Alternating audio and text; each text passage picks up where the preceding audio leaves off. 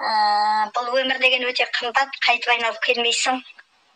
Алла бір-ақ рет өмір береді. Жекеге шығып жатқан қыз, айналайын, анашыңның дені сау болсын. Мен барғанда, мен историямда бәрі керек адамдар естісін. Общаға шығып айта салайын деп отырмын, айналайын. Мамаңа Алла шипасын берсін. Мен енді карантин басталған кезде 2019 бәрі жабық болды. Одан барып тапсырғанда маған 4-ші стадия, злокачественный, кишечник, легкий, барлығына метастаз беріп тастады. 4-5 ай ғана өмір қалды деген. Одан ары барды, бері келді.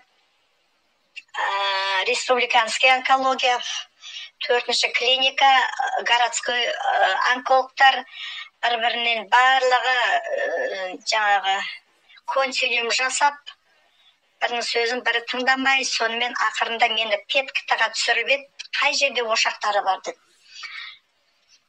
Петкіта радиация ғой, білесіздер.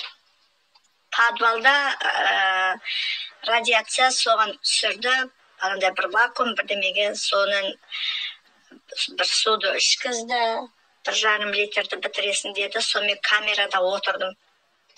1,5 сағат отырдым, суды ішкізді, сосын кейін барып радиацияға салып, қай жерде ошақтары бар, соны байқаймыз деді. Сосын бір апта ошақтары, оказывается, кишечник барлығында әрқайсысы онкологтар екі жақтан разногласия болғанда химия береміз и параллельно луч береміз деді.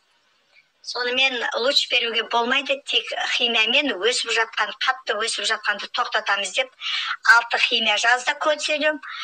6-ауына емес, 4-еуіне жарадым да, 5-ші, 6-шыда уже мені печень, гепатит Б, одан Д-ға кетіп қалдым. Гепатит Д деген почти циррозға үлкейіп, бауырдың несі үлкейіп кетті. Сонымен жарамайсыз, бауырды ертіп жібереді, болмайды деді, мені босатып жіберді. Сонымен мен не істеймін? Бір құдайға жазып, Сарыөзекте бір шал бар екен, мен айтып өтейін басымнан өткенді. Тамыр ұстап отырып, анализін бәрін тапсырттарға тамырым ұстап отырып та, химия бәрін күйдіріпті ғой деді, тамыр ұстап. Монғолиядан көшіп келген кісі. Басқа амалым жоқ, уже жатырмы, уже бітті деп жатқан. Бір жерде сондай бір шал бар, барып көріңіз деген екен. Сосын иммунитет түсіп кеткен, тамақ іше алмайсың. Әр 3 сағат сайын ішің қызады, мүмкін емес, ұйқы бетін көрмейсің. Сонымен шал тамыр ұстап отырып, маған шөп жазып берді. Одан кейін мен осы жақында, осының шешімін Женскийден еткен екен, маған түйенің өркешін 1 килограмм алып, соны шамалы анандай құйрықты шыжғырады ғой, 1 килограммға 1 литр банк шығады, соны алып келіңіз, дәрі жасап берем деді маған.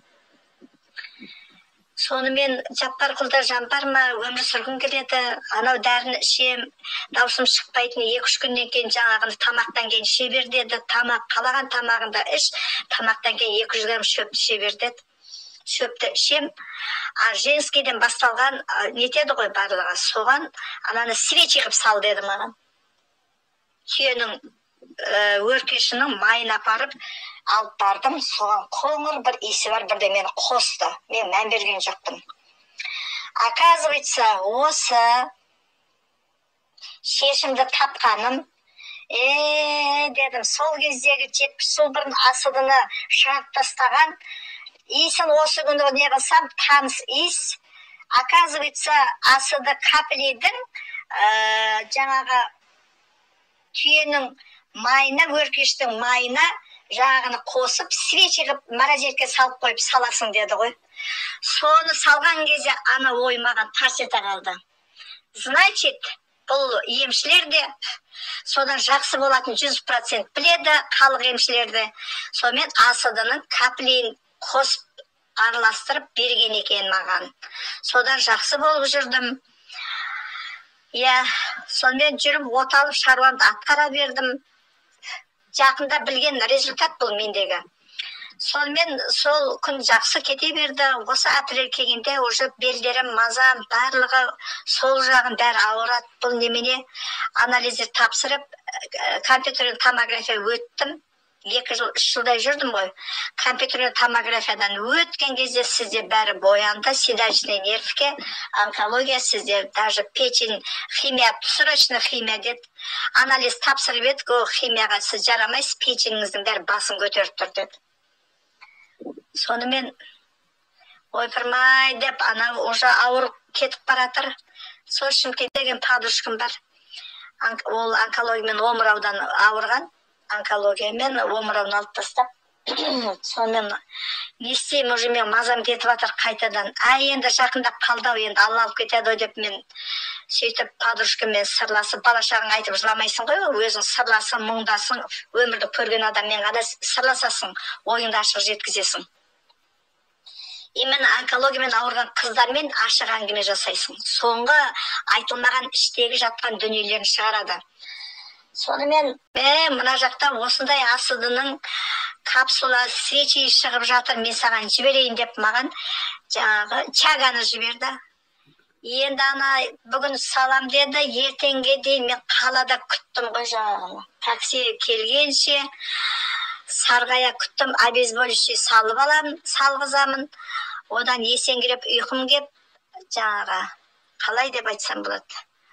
Енді обезболивающий ұйқымды келтіреді, мазан кеткірдің күйін кешесіз ғой. Сонымен ана чаганы алдым да бір қуанып, әкешем тіріліп келгендей, ана майлы болып тұр екен, ол морозилке үйге келіп, жаңағыны салғанша, сонымен салып едім, жаным тынышталып, аузымнан суым ағып тұрып ұйықтадым ғой. Содан кейін мінекей көзім жетіп, врачтардың айтқаны, сізге ештеңе жасай алмаймыз, айып етпеңіз деді. Онколог врачтар болды, тек химия, бізде химиядан басқа ештеңе айта алмаймыз деді.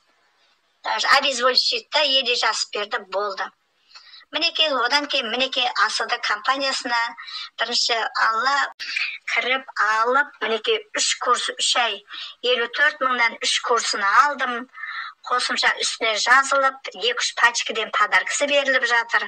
Мінекей оталып, өмірге деген құштарымыз өсіп жатыр. Егер химияны алып, бәрі дұрысталып, реттелсе, одан кейін қайтадан анализ, компьютерлік томография тапсырады қандай екен. Жаңа сұрақ қойған қыз, жаным, алтыным, анашың аман есен болсын. Мынау 70 жылдық бұл гарантия. Қазір ердің бір аптеканың бар бизнеске көшті дейді ғой, оны жамандамаймыз, ол жоғарыдан виноват қой.